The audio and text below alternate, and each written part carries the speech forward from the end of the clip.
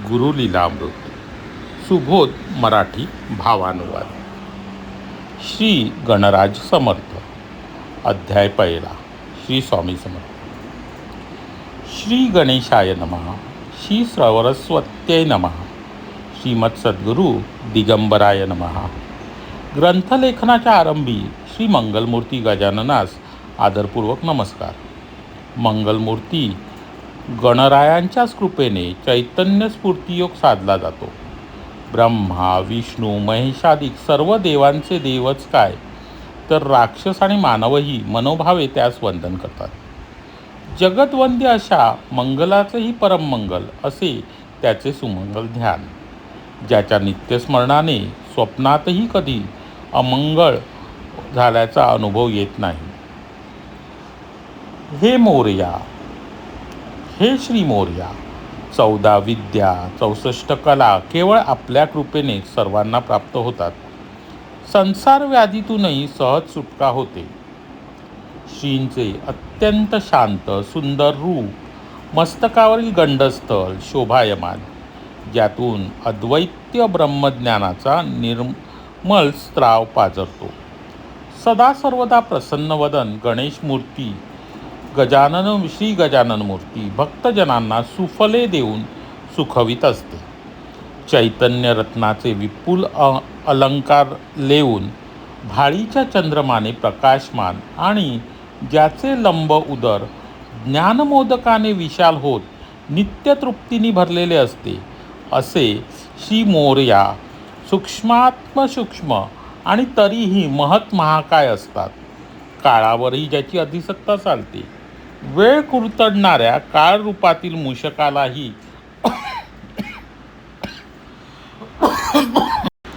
वाहन बनवणाऱ्या हे गणाधीशा, मूषक वाहन हे नाम आपणास शोभते.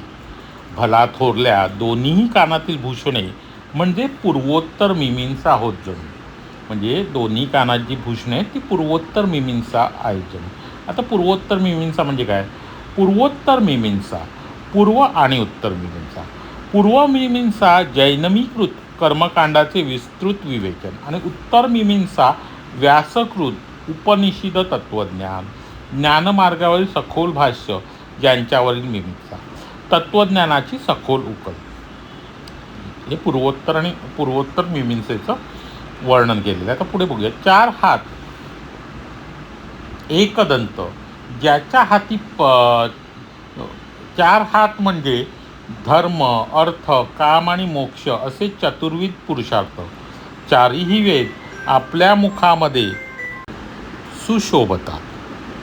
हे एकतत्व म्हणून एकदंत, ज्याच्या हाती परशु दिव्यतेने झळकतो. परमानंदमुक्त शुंडा झेलत ते स्वात्मसुखात सर्वदा डोलत असतात. कंठी उपनिषेधार्थ प्रकाश आहे. निजस्मरणाचा अंकुशही साजरा आहे. ज्याच्या चरणी असलेले सद्धर्माचे नुपूर गरजू लागताच पाखंड मताचा नाश होतो.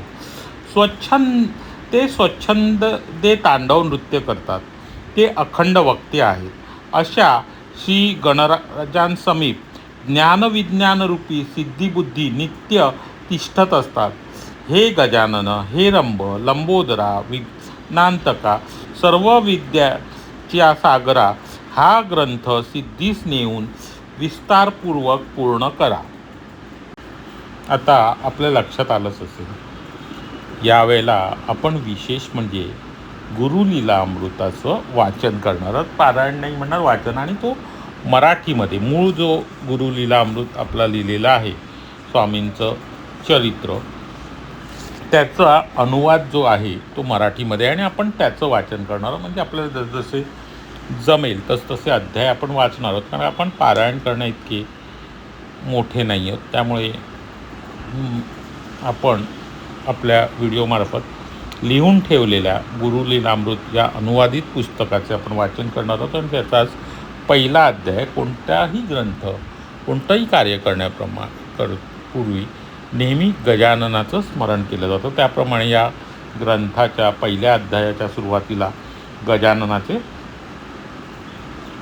स्मरण केलेले. आता हे जे गुरुलीलामृत आहे ते वामनबुवांनी जे संस्कृतमध्ये लिहिलेलं किंवा मग त्यावेळेच्या मराठीमध्ये लिहिलेलं त्याचा अनुवाद आपल्याला सहज सोप्या भाषेत करून लिहिलेला हा ग्रंथ, त्याचं आपण वाचन करत आहोत.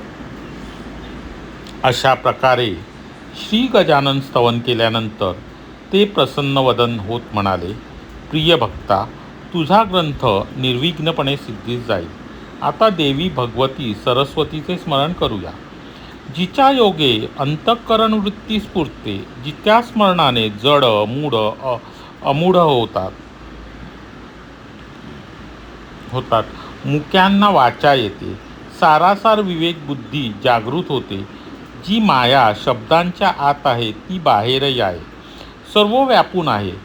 ती निरंतर स्थापितही मूलतः निःशब्द तत्व असूनही ते न मोडता योग्य अर्थाचा विस्तार करते. जी मौन्य स्वरूपा आहे तरी ते मौन्य न मोडता शब्दांमधील खरा शब्दार्थ स्पष्ट करते. या प्रकारे तिचे सामर्थ्य या ग्रंथात चालते आहे. ते हे या मायेचे वैभवी स्तुत्यरूप आहे. जे अबोल आहे ते बोलून दाखवते. बोलूनही तिचे बोलणे दाखविता येत नाही. तिला कोणी वाचू शकत नाही, तरी जी सर्वांच्या औदासीन्यतेला दूर करते. जिच्या ठाई शुद्ध भाव ठेवाल तर ती तुम्हास निरंतर संतुष्ट करते. वाचा, वाचन आणि वाचकता या तिन्ही भूमिका या वाङ्देवतेच्याच असल्यामुळे हे कवित्व आम्ही केल्याचा कसलाही अहंभाव तिने सबीज उडविला आहे. अशी प्रसन्नता आहे या जगन्मातेची. बघा आता भगवती गजाननाचं स्मरण केल्यानंतर ग्रंथाच्या सुरुवातीला भगवंतीची स्तुती केलेली आहे. ज्या प्रकारे कामधेनूनुसार धेनूसमोर तृण ठेवले, रत्नाकरापुढे काच अर्पुली आणि कुबेराला कर्पदिक समर्पण केले, सूर्यापुढे दिवे लावले, चिंतामणीजवळ शिंप ठेविले, तर ते कसे दारिद्र्याप्रमाणित होय. तशी माझी मंदवाणी हे सरस्वती जगदंबे तुझे स्तवन करू पाहते आहे. हे वाङ्विलासिनी, ब्रह्मा विष्णू महेशादिकही तुला वंदन करतात. शेषाला सहस्र जिभा असतात, पण त्याने केलेल्या अजस्र वर्णनानेही तुझ्या चतुसूत्र गुणांचा पाक कदापि लागणार नाही. अशा जगज्जननीचे वर्णन करून श्री गुरुलीला वर्णनाकडे वळू पाहतात. ती शब्ददेवताच शब्दरूप धारण करून सद्गुरू वैभव गाऊ लागली. म्हणजे आता हे जे काही गुरुलीला अमृत आहे ते ह्या सरस्वती मातेमुळेच शक्य आहे. म्हणजे तीच माता त्यांना ते वर्णन करण्याची शक्ती देते. ओम नमः श्री सद्गुरुनाथा स्वामी समर्था. अनादिकालापासून केवळ आपणच पूर्ण ब्रह्मस्वरूप आहात. आपल्यासारखा दुसरा कोणी नाही. परब्रह्म अधिष्ठान आपणच होत. समस्त जगताला आपलाच आधार आहे. श्री गुरु, परमगुरु, परात्पर गुरु, दत्तात्रेय, ऋषी मुनी, योगी, भक्तजनांचेही हेच जे ध्येय असे श्री स्वामी महाराज आहेत. हरिहर ब्रह्मादी साऱ्या देवदेवता परब्रह्म उपासक हे सारी स्वामींनाच वंदन करतात. ते दिनांचे नाथ, अनंत कोटी ब्रह्मांड नायक आहेत. हे करुणाकर गुरुवर्या, तुमच्याच चरणकमलांचा मकरंद चाखून परहंस साधूजन आणि मुक्तयोगी असे मुमुक्षुजन आदी सर्वच अखंड परमानंद मिळवतात. हे जगदीशा, दुर्जनांचे निर्दालन साधूंना पूर्णत्व प्राप्ती आणि धर्म अवनत होत असेल तर या संस्थापनार्थ प्रत्येक युगायुगात आपण अवतीर्ण होता. वर्णाश्रम कर्मीजनांचे यथाविधी प्रवर्तन करण्यासाठी दशावतार धारण करून वेदोक्त मार्ग व सनातन धर्म आपणच राखला. कलियुगी घोर दुराचरण जागोजागी वाढू लागतात. श्रीपाद श्रीवल्लभ रूप धारण करून आपण जनमनसात सदाचाराला लावले. पुढे त्याच्या मागोमाग नृसिंह सरस्वती रूप घेऊन नरवेशात येऊन असंख्य जनांना तारले. या दोन्ही अवतारांचे चरित्र सरस्वती गंगाधर यांनी प्रसिद्ध गुरुचरित्रात इत्थंभूत वर्णिले आहे. पुढे काही काळाने कलियुगात अनाचार पुन्हा वाढीस लागतात ब्रह्मस्वरूपाने नृसिंह यतिरूप धारण करून पृथ्वी तलावर संचार सुरू केला. त्याप्रमाणे श्री सद्गुरू नृसिंहभान यतीश्वर स्वच्छंदपणे हिमालय, जगन्नाथ, हरिद्वार, द्वारका, गिरनार, प्रयाग, गया, श्रीक्षेत्र काशी, व्यंकटगिरी, रामेश्वरम, नारायण सरोवर, बिंदू सरोवर, पंपा सरोवर, मानस सरोवर, मातुलिंग, खेटक, पंढरपूर, भागीरथी, गोदा तीर, कांची, बद्रिकेद्वार आदी अपार तीर्थे हिंडून शेवटी सोलापूर गाठून जगदोद्धारार्थ अक्कलकोटास 21 वर्ष तिष्ठिले. या सविस्तर कथा प्रसंगाचे पुढे विस्तृत निरूपण होईल. ज्या पठणाचे भवभय दुःख संकटांचा भंग होईल. श्री समर्थ स्वामी गुरु व्यापक आहे.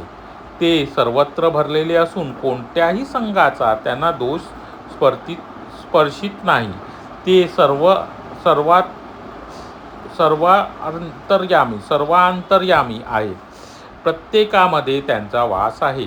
ते जगाच्या हितासाठी अक्कलकोटात वसले. या प्रज्ञापुरी त्यांचे पद्मकमल अनन्य भावाने भजण्यात आले. आता अत्यंत लीन भावाने अहंकार रहित होऊन श्री गुरु लीलामृत वर्णन करण्यास सुरुवात करतो. त्रिभुवन पालका भक्त दयाळा या ग्रंथाचा सफल संपूर्णतेकरिता मी तुमचे संवंत करतो. महाराज, या सर्व चरणास श्री गुरुलीला वर्णन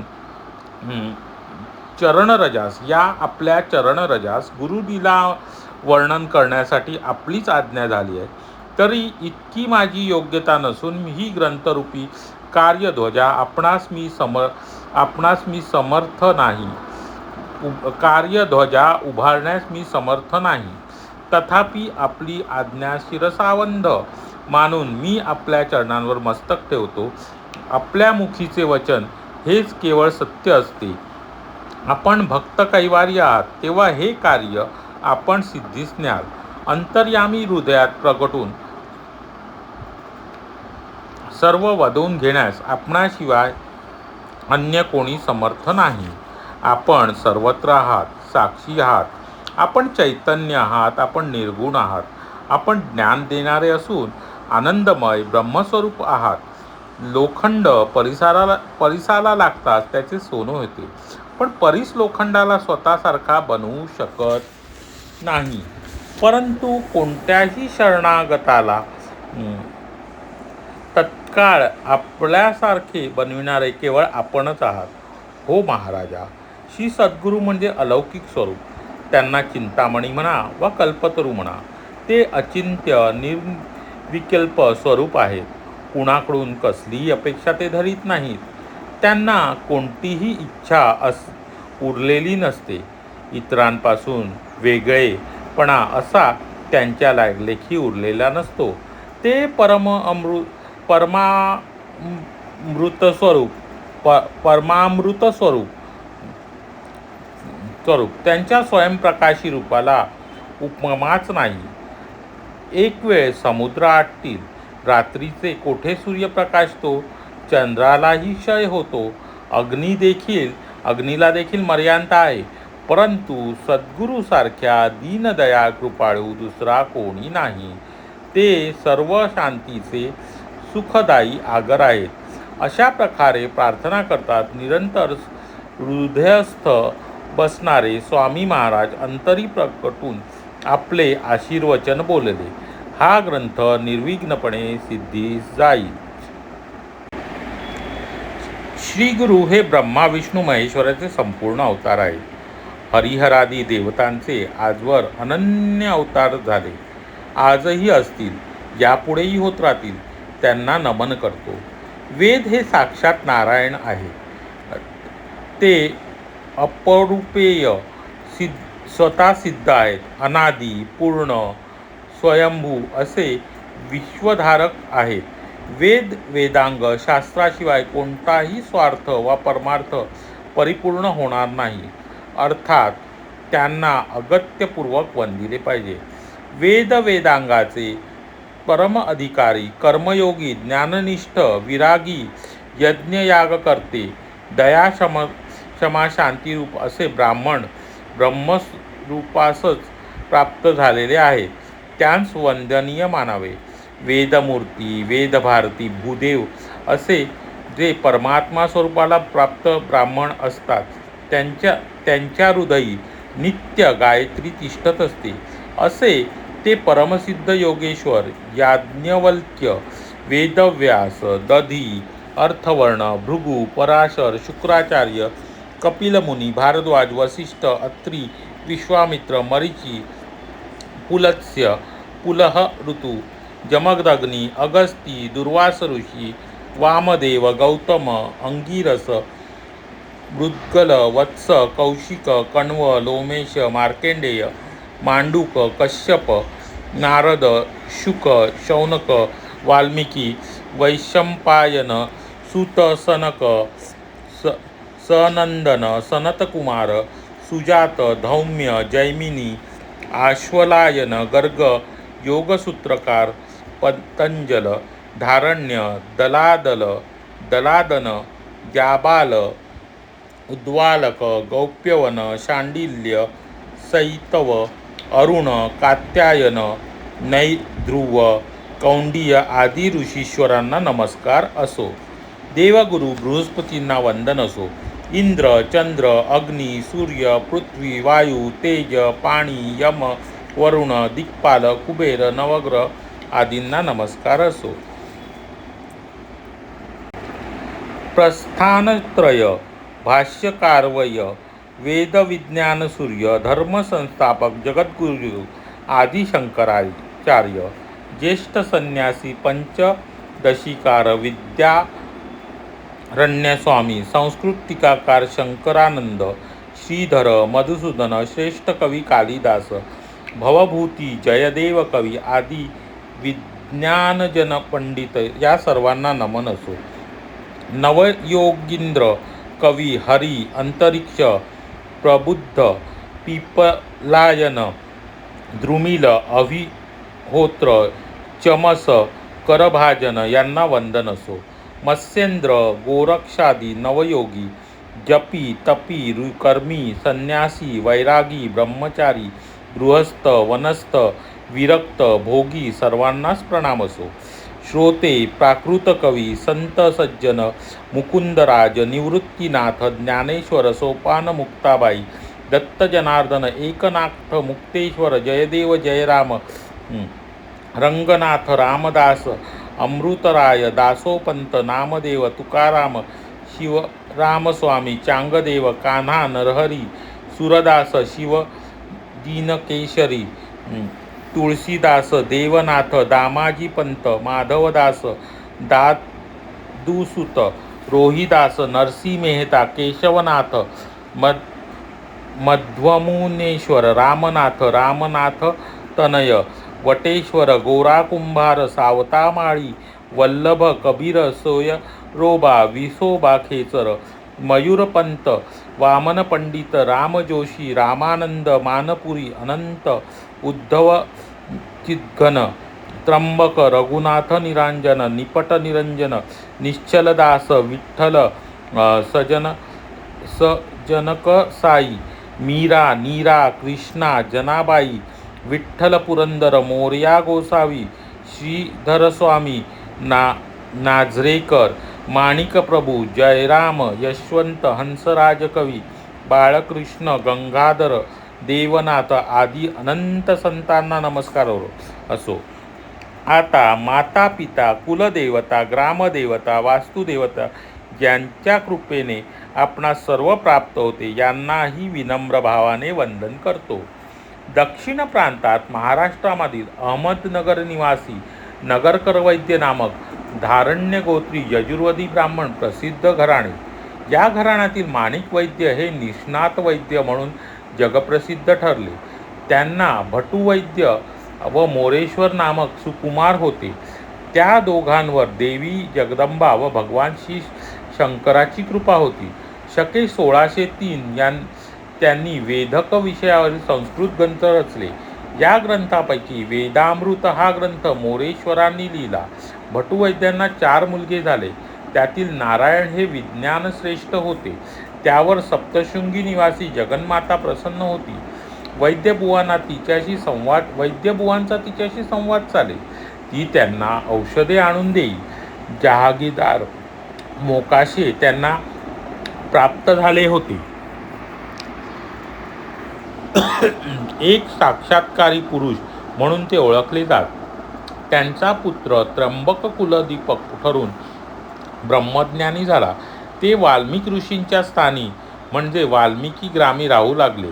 तेथे सुंदर वाल्मिकी तीर्थ आहे. सध्या याच गावाला वामोरी असे म्हणतात. त्र्यंबक वैद्याचे वैशिष्ट्य असे की ते मंगळवारी सप्तशृंगी आणि त्र्यंबकेश्वर दर्शन आणि वनौषधी घेऊन पुन्हा संध्याकाळी स्वतःच्या घरी परतत असत. शिवशक्तीच्या पूर्ण कृपेने हा त्यांचा मार्ग सहज सोपा होत असे. त्यांचे पुत्र विठ्ठल ज्योतिर्विद्येचे जाणकार होते. विठ्ठल वैद्याचे पुत्र रावजी वैद्य हे वेदोक्त मार्गी होते. त्यांनी अनेक तीर्थयात्रा केल्या. या रावजींचा पुत्र वामन होय. कौंडय गोत्री महादेव तरडे यांचे पुत्र गंडू तरडे. त्यांचे कोलगाम मुक्कावी असणारे चिरंजीव त्र्यंबकराज यांना 4 अपत्ये होती. यजुर्वेदी ब्राह्मण असलेल्या त्या निस्सम देशभक्त घराण्यात अहल्या नामे थोर सतीचा जन्म झाला. वामन बुवा वैद्य त्यांच्या उदरी जन्मले. त्यांना 3 बंधू भगिनी होत्या. आता म्हणजे जे हे गुरुलीलामृत ज्या वामन बुवा वैद्य यांनी दिलं त्यांच्या त्या माता अहल्या. आपले जीवन मंगलमय व्हावे म्हणून पूर्वज व मातापित्यांना वंदावे असा शिष्टाचार आहे. तो पार पाडल्यानंतर आता पुढे कुलदेवतेचे स्मरण करूया. म्हणजे आता जे वामन बुवांनी आहे आता ते मातापित्यांचं स्मरण केलं. त्यांनी कोण घराणी कुळ यांचं सगळं वर्णन केलेलं आहे त्यांनी. आता पुढचं आपण वाचूया. आमच्या वंशात त्र्यंबकेश्वर गिरिजाकांताची अपार कृपा राहिली आहे. तर कुलस्वामिनी जगदंबा प्रणवरूपिणी सप्तशृंगी निवासिनी जी योगी जनांचेही ध्यानी असते, जनांचेही ध्येय असते, तिची आमच्यावर परम कृपा.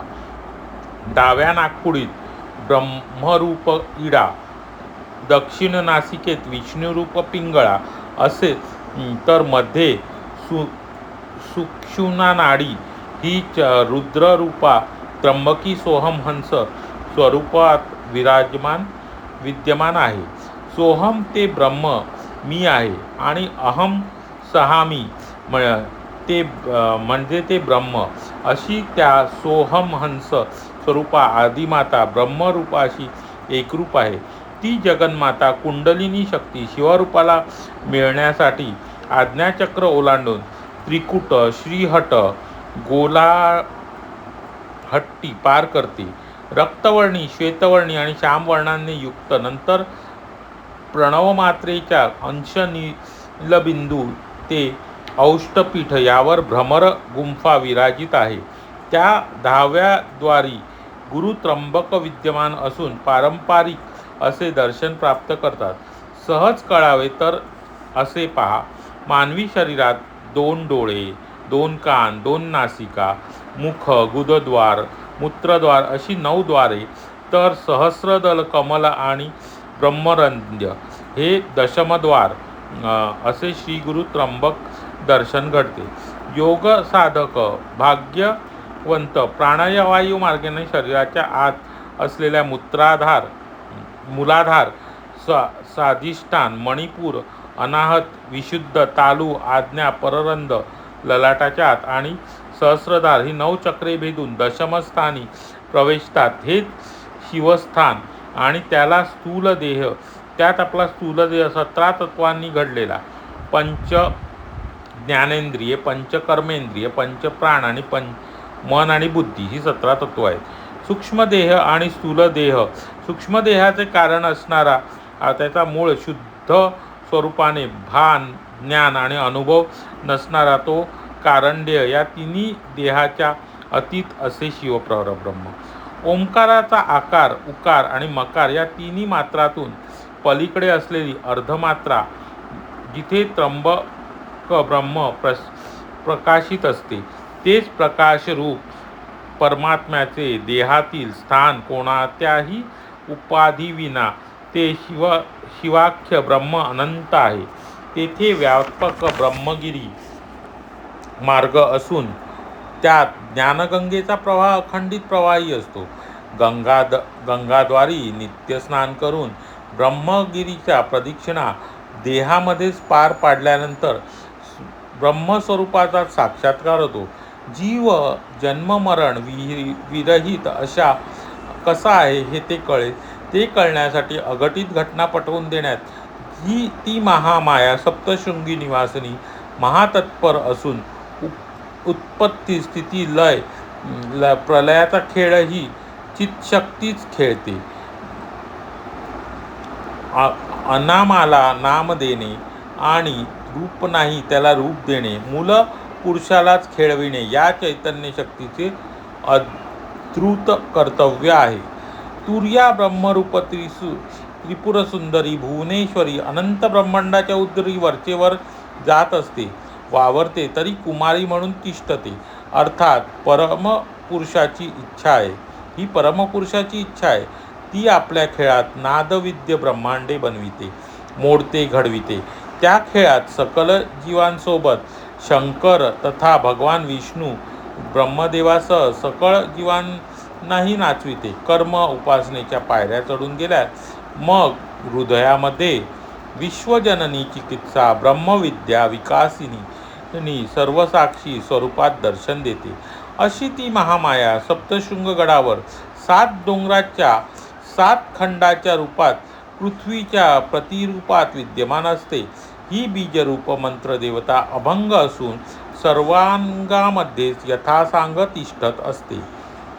नवरात्रामध्ये नवविद्या भक्ती तिजला अर्पण करतात.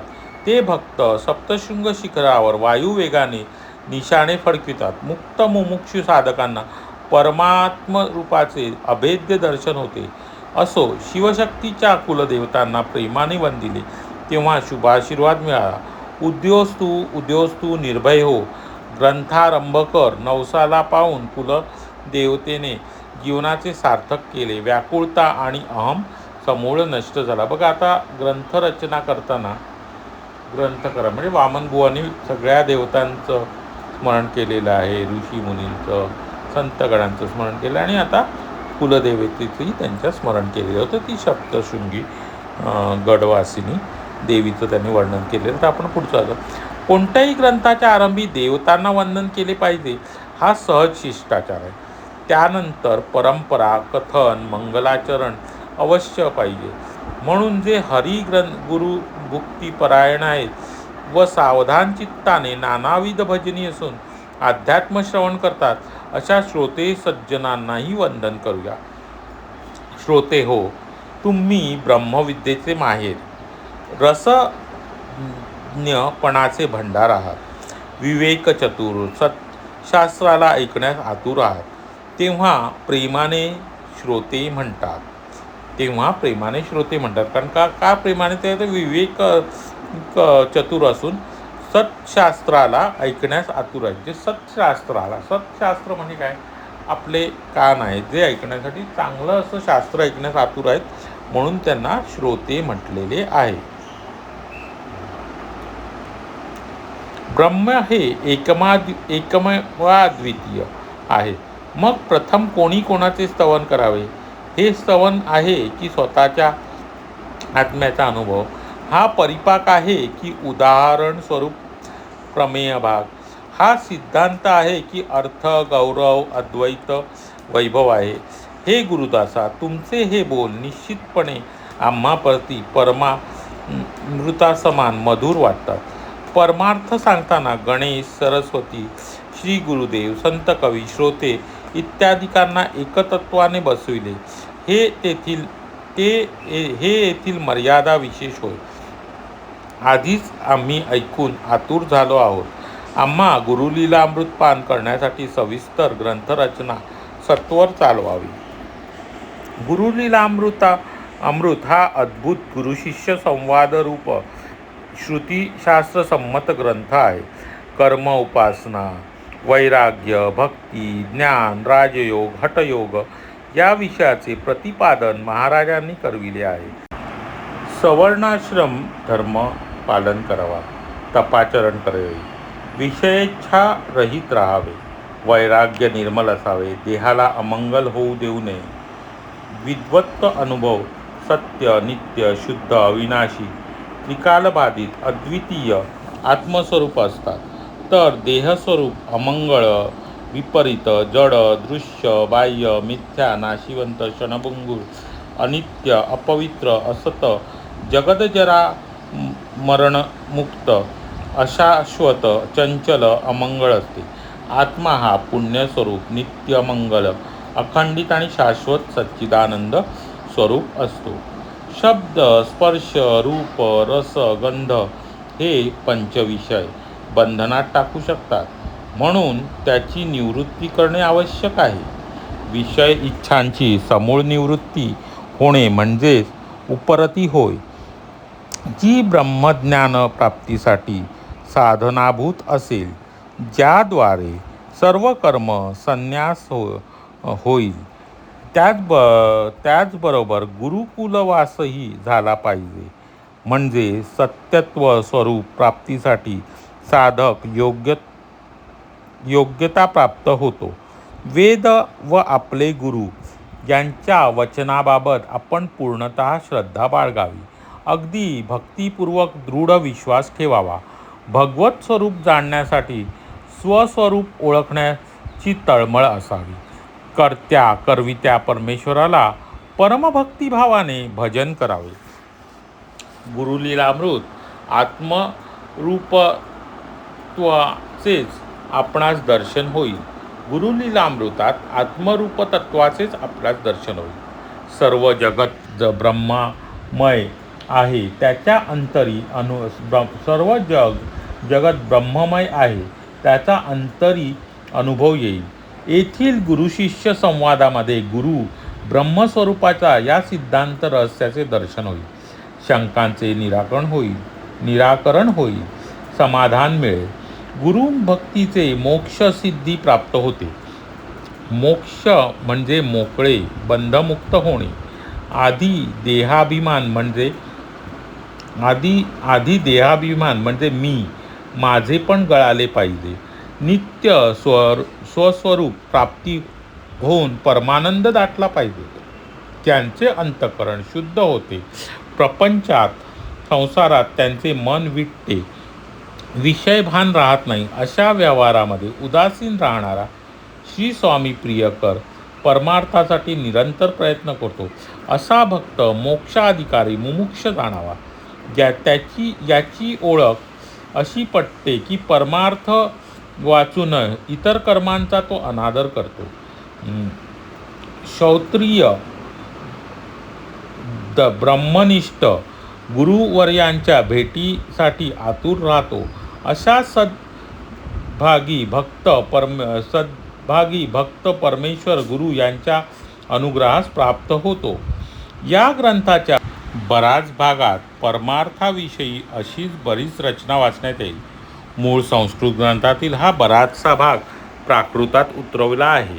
कदाचित काही विद्वज्जन कंटाळतील, तरीही हे महत्त्वपूर्ण आहे.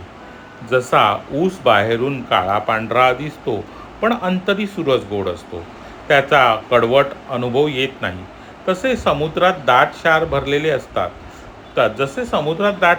असतात, तर त्याच समुद्रात मौक्तिके अनमोल रत्ने निघतात. मध हा मधमाशीच्या मुखातील असतो, तरीही तो किती रुचकर असतो. कस्तुरी मृगाच्या नाभीत असते, तरीही ती देवादिकांस प्रिय आहे ना. तसे प्रस्तुत प्राकृत भाष्य वा वर्णन रसिकांसाठी शुद्ध स्वरूपच असो.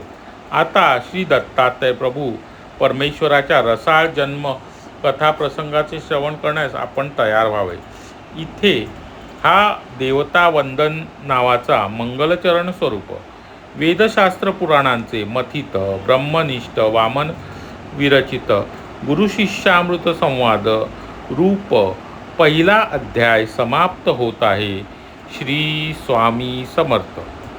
तर आता आपल्या लक्षात आलं असेल की आपण आपल्या नामयज्ञामध्ये नुसतं नामयज्ञ करणार नाही आहोत, तर जोडीला गुरुलीलामृताचे जे गुरुलीलामृत स्वामींच्या लीलांचं वर्णन करणारं अमृत वामनबुवा वैद्य यांनी रचलं, त्याचं मराठीतलं भाषांतर आपण वाचत आहोत. आपण फक्त वाचत आहोत, कारण का आपण त्या गुरुलीलामृत या ग्रंथाचं मराठीतलं वाचन आपण केलं. आज त्याचा पहिला अध्याय लहान असल्यामुळे आपण पूर्ण ऐकलेला आहे. हे स्वामी देवा, तुझ्या कृपेने, तुझ्या आशीर्वादाने आम्ही नामयज्ञ आजपासून सुरू केलेला आहे. तुझ्या लक्ष नामांचा जप आम्ही करणार आहोत. तसेच सोबतीला हे गुरुलीलामृताचे मराठीतील अनुवादित वाचनसुद्धा आम्ही करणार आहोत. तर या दोन्ही गोष्टी निर्विघ्नपणे पार पडू देत आणि तुझ्या कृपे आशीर्वादाने हे आम्हाला पूर्ण करता यावे, हेच तुझ्या चरणी मागणं करतो. आणि हेच तुला वंदन करून या सगळ्याची आम्ही आता सुरुवात केली आहे. तर हे सर्व कार्य पूर्ततेस नेण्यास तुम्ही पाठीशी राहावे आणि तुम्ही सर्व शक्तिमान आहात, करता करविता तुम्ही आहात. तर हे आमच्याकडून पूर्ण करून घ्यावे हीच प्रार्थना. श्री स्वामी